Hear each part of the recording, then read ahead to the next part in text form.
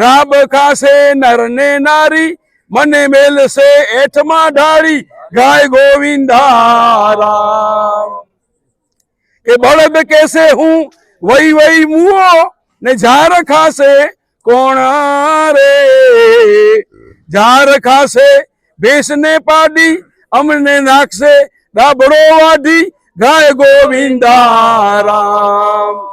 કે ઘઉં કેસે મારો રાતો દાણો, મારા માથે લીલી રે, મારી ખબર જો પડી હોય તો ગોળ ને ઘી તમે પીજો રે, ગાય ગોવિંદા રામ।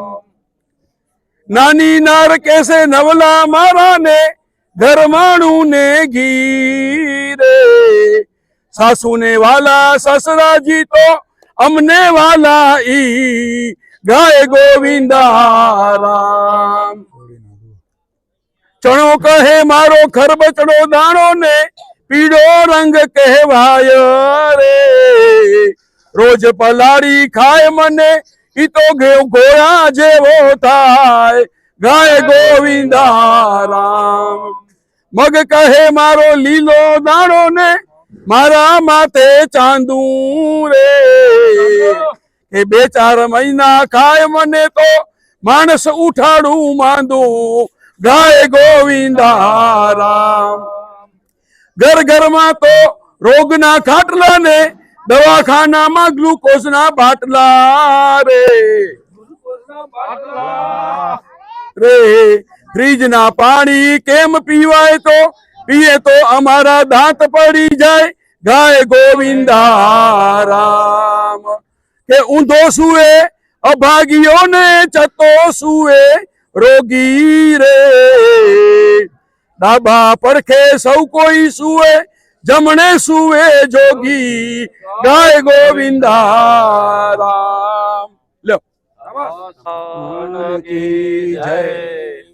પહેલા તો આપણે સમજીએ હોલિકા શા માટે મનાવવામાં આવે છે। કારણ કે આ શાસ્ત્રો અને પહેલાથી આ હાલ્યો આવે છે હોળીનું મહત્વ। કારણ કે આપણે જાણીએ છીએ, કદાચ અમુક ન જાણતા હોય, કારણ કે એની અંદર એક રાક્ષસ હતા કે હિરણ્યકશ્યપુ નામનો રાક્ષસ, એને વરદાન દીધેલું હતું કે એ રાતના નંબરે, દિવસના નંબરે, બરાબર 12 નંબરે, એ ગરબા નંબરે, અને છેલ્લે ભગવાને નૃસિંહનો અવતાર લઈ અને એને ઉંબરા ઉપર માર્યો। આપણે જાણીએ છીએ કે એને ચીર્યો, પણ એની બહેન હતી એક હોલિકા, હિરણ્યકશ્યપુની બહેન હતી હોલિકા, બરાબર। એ જાય છે ઉहाँ ગોકુળની અંદર, ત્યારે ભગવાન એટલે બાલ સ્વરૂપમાં હતા, ત્યારે એ નાના હતા અને ગોળિયામાં એ પોઢન કરતા હતા। ત્યારે હિરણ્યકશ્યપુ એની બહેનને ઉहाँ મોકલે છે, કારણ કે એનું સ્વરૂપ, એને વરદાન હતું હોલિકાને કે એ આગની અંદર એને કાંઈ ન થાય, એ કહેવાનું કે એને કહેતી કે એનું વરદાન હતું ઓરડી ઓરડી બોલવાનો, એને કાંઈ થાય નહીં હોળીની અંદર તો બધું। કારણ કે પછી હોલિકા એ ભગવાનને લઈ અને એ હોલિકાની અંદર, એટલે કે આપણી જે હોળી પ્રગટાવી છે એની અંદર એને લઈ ખોળાની અંદર એ બેસાડી અને એ સ્મરણ કરતી હતી। કારણ કે એ ભગવાન તો નારાયણ જ છે, અંતધાર્ય છે, બધું કરી શકે। અને એવામાં એવું થયું કે થોડોક પવન લાગ્યો, ત્યાં એક ઝોકો આવ્યો પવનનો, એ ભગવાનની લીલા કરી અને જે હોળી હતી એ હોળી નમી ગઈ, અને હોલિકા એ બધું ભૂલી ગઈ, અને એની અંદર એ ભગવાન પણ ચમત્કાર બતાવ્યો, અને એ હોલિકા એની અંદર એ દહન થઈ ગઈ, આખી બરીને ભસ્મ થઈ ગઈ। એટલે આપણે આ પર્વ છે એના ઉપરથી આપણે આ મનાવવામાં આવે છે હોલિકા, બરાબર। આ શાસ્ત્રો અનુસાર છે, કારણ કે અલગ અલગ એના મતભેદ બધા ઘણા છે એની અંદર।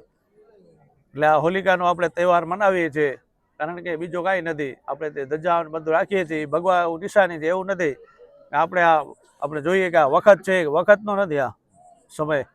એક હોલિકા ઉપર એક ધજા લાગેલી હતી એ સમય, પણ એ ધજાની અંદર એ બરીને ભસ્મ થઈ ગઈ। એટલે આ પરંપરા હાલી આવે છે ઉहाँથી। એટલે આપણે આ હોલિકાનું દહન, એટલે હોલિકા આપણે સૌ ભેગા થઈને બનાવીએ છીએ એની અંદર, બરાબર। એ બધાનો વ્યક્તિ અલગ અલગ હોય, આની અંદર ઘણા શાસ્ત્રીને અંદર અલગ બતાવવામાં આવ્યા છે પુરાણમાં, પણ વધારે એ વિશેષ ફરી બીજા આપણા મહારાજશ્રી કાંઈ કહેશે એની વિષય, કારણ કે વડીલ છે આપણા, 2 શબ્દ કહેશે। જય ગોવિંદા રામ। એમાં પ્રહલાદની કથા પણ આવે છે કે હિરણ્યકશિપુ જે રાક્ષસ હતો એનો એક દીકરો હતો, એનું નામ પ્રહલાદ. એ આખો દિવસ ભગવાનનું નામ બોલ્યા કરતો, નારાયણ નારાયણ નારાયણ બોલ્યા કરતો. અને હિરણ્યકશિપુ જે હતો, હિરણ્ય એટલે સોનું, જેને સોનામાં બહુ રસ હોય એને હિરણ્યકશિપુ કહેવાય. અને એ હિરણ્યકશિપુ એને કહેતો કે તું ભગવાનનું નામ ન બોલ, ભગવાનનું નામ તું બોલે છે અને મને ચીડ ચડે છે.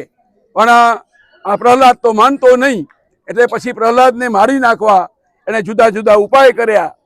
એમાં હંમેશા હરિને ભજતા હજુ કોઈની લાજ જતા નથી જાણી રે, જેની સુરતા સાંભળ્યાની સાથ વદે વેદ વાણી રે. ભગવાને ભક્તોની લાજ હંમેશા રાખી છે. પ્રહલાદને દર વખતે બચાવી લીધો, કોઈ પણ રીતે એનો પ્રહલાદનો બચાવ થયો. અને પછી છેવટે એણે પોતાની બેન હોલિકાને એને જે કીધું કે તું આને ખોળામાં લઈને બેસ, કારણ કે હોલિકાને વરદાન હતું કે એ અગ્નિમાં બળે નહીં. એટલે એને ખબર હતી કે મારી બેન તો અગ્નિમાં બળશે નહીં, પણ આ પ્રહલાદ છે એ બળી જશે તો મારી જાન છૂટશે.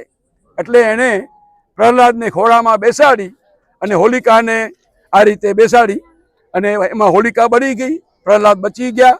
નરસિંહ ભગવાનના અવતારની પણ એમાં કથા આવે છે. પણ એની સાથે હમણાં વાડીલાલભાઈએ અને શંકરભાઈએ એને બહુ સરસ વાત કરી કે આમાં ગાયના ગોબરના છાણા જ કેમ વપરાય છે અને આજે પૂનમના દિવસે જ કેમ. તો શંકરભાઈએ બહુ સરસ વાત કરી કે ફાગણ મહિનો છે એ ઋતુ સંધિનો મહિનો છે. શિયાળો પૂરો થાય અને ઉનાળો ચાલુ થાય. ફાગણ મહિને કેસુડો મોરે, વસંત ઋતુ આવે, વસંત પંચમી આવે, વન વગડામાં ફૂલ ખીલે અને વગડાની શોભા અપાર થઈ જાય. એટલે એ કેસુડાની સાથે એની ઘટનાએ વણી લીધી છે અને આપણે રંગ પણ ઉડાડીએ છીએ. એના આનંદમાં પ્રહલાદ બચી ગયા અને એ રીતે ભક્તિનો વિજય થયો. અને ગાયના જે છાણા છે એની અંદર રેડિયો એક્ટિવિટીનો ગુણ છે કે ગાયના છાણા બાળવામાં આવે તો એની જે ભસ્મ ઉડે, એનો જે ધુમાડો થાય, એનાથી જીવજંતુ બધા મરી જાય. સાધુ સંતોના આશ્રમમાં એ લીંપણ એટલે જ કરવામાં આવતું. આજે પણ જૂની જૂની યજ્ઞશાળાઓમાં લીંપણ કરવામાં આવે છે. આપણામાં પણ જ્યારે માણસનું મરણ થાય ત્યારે છેલ્લે છેલ્લે આપણે એને પટપથારી કહીએ, એમાં પણ ગાયના છાણથી લીંપણ કરી અને એના ઉપર સુવડાવવામાં આવે, બાજુમાં દીવો કરવામાં આવે, 15મા અધ્યાયનો પાઠ કરવામાં આવે. એટલે ગાયનું છાણ મોક્ષકારક છે. અને ગાયની સંસ્કૃતિ, ગાયનું દૂધ, ગાયની રજ, ગાયનું છાણ, ગૌમૂત્ર, એના માટે તો આપણી કનકપુરી, આ કનકપુર ગામ છે એ કનકપુરી નગરી છે. એને વરદાન છે, એના સંસ્કાર છે. અને એના ઉત્સવમાં, એના આનંદમાં આપણે હોલિકાનો આપણે તહેવાર મનાવીએ છીએ. આ તહેવારના પાછળ ઘણી જેમ મહારાજશ્રીએ કીધું એમ ઘણી કથાઓ છે, ઘણી ઉપકથાઓ છે. પણ મૂળ જે ભક્તિ ઉપર હંમેશા શાસનની હાર થઈ છે, હંમેશા ધર્મ જીત્યો છે. પ્રહલાદ જીવી ગયા, હોલિકા બળી ગઈ, જેને વરદાન હતું, કારણ કે સત્ય ને અસત્યની જીત હતી. ભગવાને કીધું છે યદા યદા હિ ધર્મસ્ય ગ્લાનિર્ભવતિ ભારત અભ્યુત્થાનમ ધર્મસ્ય તદાત્માનમ સૃજાન્યમ પરિત્રાણાય સાધૂનામ વિનાશાય ચ દુષ્કૃતામ ધર્મ સંસ્થાપનાર્થાય સંભવામી યુગે યુગે. આટલી મોટી બહોળી સંખ્યામાં ઓમે આપણું કનકપુર ઉત્સવ પ્રિય ગામ છે. કાલે પણ આપણે ત્યાં કને હિન્દુ સંમેલનમાં પણ આપણે જોયું. અને કોઈ પણ ઉત્સવ અમે અહીંયા આવ્યા એને 1.5 વર્ષ થયું, એમાં કોઈ પણ ઉત્સવમાં આટલા જ માણસો હોય, બધા હોંશથી આનંદથી ભાગ લે છે. અને એ રીતે આપણે હોલિકા માતાનો આજે ઉત્સવ મનાવ્યો. માં હોળી અને આ અગ્નિદેવ અને આ પ્રહલાદ ભગવાન આપ સૌના દુઃખ દૂર કરે, આપણે સુખ આપે, આપણી બધી ઈચ્છાઓ પૂરી થાય. ધન્યવાન, પુત્રવાન, આયુષ્યવાન, કીર્તિવાન. બોલો ભારત માતા કી જય, વંદે માતરમ, સનાતન ધર્મ કી જય.